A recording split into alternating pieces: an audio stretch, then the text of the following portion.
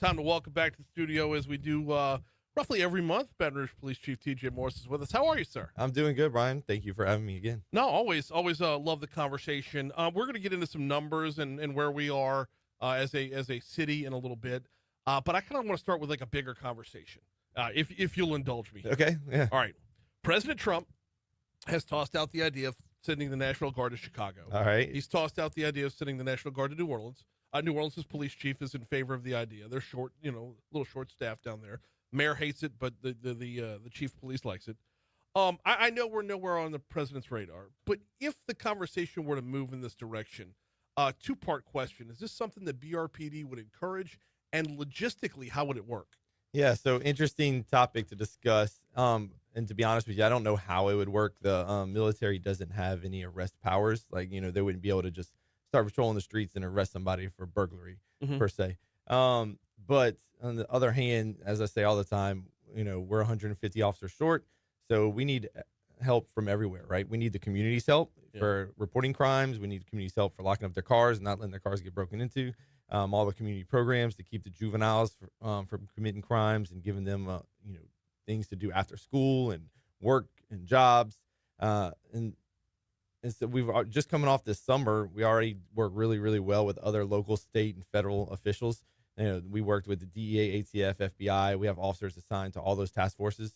And we did a big summer operation that we announced the results of just a couple of weeks ago. Over 100 arrests, mostly of those violent gang members. Seized a lot of guns, drugs. We got, I saw about 60 were getting federally indicted. So, things like that are really, really helping with our low manpower. Okay, so we have the track record of being able to collaborate, work well with federal officers who come to town, but National Guard would not be officers. That's the gist of what you're saying? Yeah, that's my understanding. I'd be happy to have those conversations. I think the better topic and the better use of resources would be to give us more FBI agents, give us more DEA agents, give us more ATF agents. Okay. Typically here in the Middle District of Louisiana, we don't get as many special agents for those federal governments as they do in, say, the Eastern District where New Orleans is, or the Western District, right? And so give us some more of those resources. We can keep doing some good things like we did over the summer. But I do have to take just a moment and say just how proud I am of the men and women of the Baton Rouge Police Department. Stepping up, doing more with less. When you look at, like our homicide division, extremely understaffed, overworked, but are way above the national average in clearances for homicides. They're doing a great job, those investigations, and just across the board in all of our divisions, they're really just stepping up to keep the city safe. We're looking at right now between 25 and 30% reduction in non-fatal shootings, over 10% reduction in homicides as we're looking at compared to last year. And so the men and women of the Baton Rouge Police Department are really, like we keep saying, doing more with less. 25 to 30% reduction in non-fatal shootings. Do y'all put more emphasis on the reduction in non-fatal shootings or the reduction in homicides? I think you got to look at it as all. Like you can't just look at everybody wants to know what's your homicide numbers, but I think you have to look at all shootings, right? 100%. You got to look at all the bullet problem, right? Yeah. How many rounds were fired, where were they fired, and what were the reasons they were fired, and not just only look at the ones where somebody lost their life. Well, yeah, you don't want to grade where our level of safety is based off of someone else's aim. Yeah, very good point. I mean, it's looking at both of those combined. And we're seeing, I don't want to call it feast or famine, but it's either the shootings are in the headlines or they're not. It's like we'll go a week, 2 weeks of an all clear, and then we'll go a weekend where you'll have 4 or 5 pop up all at the same time. Does that make your job harder, or like, because I know y'all follow the data. Like I know y'all follow trends, people in places, right? Right. When it's that sporadic and then that concentrated, does that make things more difficult? So it makes us have those conversations. Why do we see an increase of shooting pop up in a certain area? Typically, it leads back to some kind of retaliation thing or gang activity where, I shoot at you, and so now your friends want to shoot at me, and my friends now want to shoot at your friends, that kind of back and forth. And so we have, our special investigation division, others that look into that and track down what are those motives. But the same thing goes for, perception is often reality. And so, like, if you had in your neighborhood, you had a string of 10 vehicle burglaries happen. Now everybody in your neighborhood thinks we have a extremely bad problem of burglaries in the entire city, where it might not be the case. It might just be 2 juveniles in your neighborhood that are doing those burglaries and not something that is citywide. So we definitely, lean into our technology to go into those areas. Every week we have our stat meetings and we look at where those spikes. Everything from property crime to violent crime are happening. The vehicle burglars we're going to circle back on before we're done here because Yeah. I'm getting ready to have a conversation with Gary Patero very soon about Operation Key Fob. So Yes. we'll circle back to that in a little bit. Yeah, I'm excited Mr. Patero is doing that. Yeah, it's he'll be in here, I believe, next week. So and it's important, but we'll circle back to that in just a little bit. You were talking about sorry. Before we close the book on the National Guard thing, is there an official take by the Baton Rouge Police Department and or the city? Is there an official take as to whether or not it would be welcomed? I think the official take is we're open to help from anywhere and anybody. Okay. Right? What that help will look like, we'd have to have those conversations. Sure. But we're welcome any kind of help. Baton Rouge Police Chief T.J. Morse is with us. We're talking about a number of different topics involving just the overall battle out there. You mentioned that homicides are down 10%, I believe you said? Yeah, right about 10%. And non-fatals down 25 to 30%. What else is trending? I mean, what other numbers are out there that we might be looking good or we might be needing help on? Yeah, so I gave my 6-month kind of update to the city council a few weeks ago, and we were down in every single category across the board except for, I believe, regular just residential and business burglaries. I think we're up by less than 1%. So, calls for service are up. The demand on the officers are up. All those kind of things are up, but crime in general across the city. And I know people, doesn't seem like it to them because, like you say, the headlines that they read every day and things that are happening that they see on their next door neighbor apps and stuff like that. But crime in general in the city is trending down. Calls for service are up, but crime is down. Does that mean that communication's getting better? Yeah. So, calls for service can be anything from traffic accidents to suspicious persons. But yeah, we are always encouraging people to call and report things, let our officers go out there and talk to them, make reports. And because the more reports we have, the more that we can build those data and those data points and stats. With us having less resources, we have to be very specific where we can put them. And so those data points and the calls really drive where we put those. We got Baton Rouge Police Chief T.J. Morse with us for a couple more minutes here.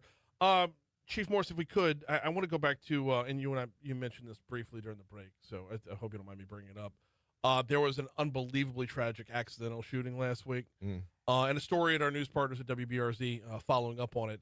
A 3-year-old boy, now identified as Emery Woodard, died Friday morning after accidentally shooting himself with a handgun. The story was more about mental health, but walk me through what your officers go through on a scene like this, because it hits on so many different emotional levels and visceral levels. Yeah, so very tragic, and my sympathy and heartfelt condolences go out to that family. I spent a lot of time with young man's grandparents and dad on the scene. The ones that were still there, we, of course, anybody that was inside the house, we took to go interview at our homicide office, and that investigation is still ongoing. I'm supposed to get a briefing later today. But a couple things. One, can't pass up the opportunity just to stress responsible gun ownership. Mm-hmm. You can't blame the gun in something like this. The gun didn't do anything, but the gun owners. So responsible gun ownership, everything from, keeping your guns locked up away from kids to also, what we've been pushing about not keeping them in your cars. Hundreds of guns stolen every year from unlocked vehicles. It's unacceptable. We got to keep those guns out of hands of people they shouldn't be in the hands of, especially our most vulnerable young kids. But when it comes to my officers, I go out on those scenes, in the middle of the night, get the phone calls, whatever, on homicides, on things like this, check on the families, but also to check on my officers. It's not natural and it's not normal to see that kind of violence and that kind of trauma. Mm-hmm. First officer on the scene did a phenomenal job trying to stop bleeding and doing CPR for several minutes by himself before other officers got there to assist, and EMS finally got there to pronounce the young man deceased. And so that takes a toll on the officers, right? Yeah. They wear many different hats. We had a similar situation happen last year, the officers out there. And I remember giving the press conference, or not a press conference, but just talking to the cameras. And as I'm talking to the cameras, I'm seeing the officers get in their cars and drive off behind me, going to the next call, right? Yeah. And so what I want the public to realize is, you're talking to that officer, and that officer has to be either, they're too weak, they get judged, or too strong, they get judged. They have to be what that citizen wants them to be, Mm-hmm. and not knowing what they just came off from doing. Right. And they, our officers save hundreds of lives every year from use of tourniquets and Narcan and CPR and all that training they get, and they see a lot of things. On that specific day, I went and checked on the officers. One of them, he wanted to keep working. He didn't want to leave his squad short, but I said, no, you need to take a time out for yourself. He said, well, let me finish this wreck that I just had this morning, so I'm not behind, So Right. he sat there, finished his wreck in his car, and then went home for the rest of the day. But definitely checking on all the officers and their mental health status is a big priority of mine. Feel free to say no. But was that officer a parent? Yes. Okay. That's that, because these are the things that we don't think about when we read headlines or we read news stories. These are the things we don't think about is like when that officer's responding to his next call, the death of a 3-year-old is front and center. And if you're a parent, you can't help but put yourself in those shoes. 100%. And as I was sitting next to the dad, I'm just having my hand on his shoulder, and I'm telling him, I have a 4-year-old at home that I just left, right? And so I can't imagine the grief that he was going through, and just reaching out to him, letting him know that I was there in Baton Rouge Police Department, anything we could do. All right, we had 2 minutes to go here with Baton Rouge Police Chief T.J. Morse, and I don't want to have to answer to Gary, so let's move over to Operation Key Fob real quick. Vehicle burglaries. If I can, I happen to know this. They're actually down in Sherwood and up in Tara, and really, it's more about the homeowner or the car owner than it is about the actual crime. Yes. So I see and it makes me laugh, and it's just misinformation. I see on social media sometimes people put, well, I never lock my car because then I would rather them go through my car than break the window. 95% of our vehicle burglaries are unlocked vehicles. Mm-hmm. And the ones that we do see forced entry where, someone smashes a window, the vast majority of those, and over 90% of those, is when they see something in plain view sitting on the seat, a purse, a laptop, a book bag that they want to get in there and take. They're not just randomly smashing windows to go and look and hope to find something, right? But they are pulling on lots and lots of unlocked doors. Smashing windows makes noise. Yes. And pulling up on an unlocked door does not. Correct. The only noise they're going to make is when they close the door on their way out. I mean, that's so much about this is common sense. Why is it so hard to get the message through? I think one, just misinformation. Two, just comfortableness / laziness. I don't know if that's too harsh of a word, but and so just in getting people to set a reminder. We were doing Operation Lock It Up, and now we're joining on with Mr. Patero with Operation Key Fob. But it's basically the same message. Hey, go through your routine, and we say 9 o'clock at night. Make sure your car's locked up. Make sure your house is locked up. Your alarms are on. All those kind of things. If even if you leave your car locked with the and the windows rolled up, if they smash the window and they go to unlock and open the door, it's still most of the time going to set off an alarm. Right. So they're not trying to smash windows. They're looking for those unlocked cars and items of opportunity. I'd rather have them go through my car than bust the window. Well, then don't leave anything in your car. That's how guns end up on the street. He's Baton Rouge Police Chief T.J. Morse. Thank you so much for a couple minutes this morning. Thank you very much, Brian. Appreciate it. As always.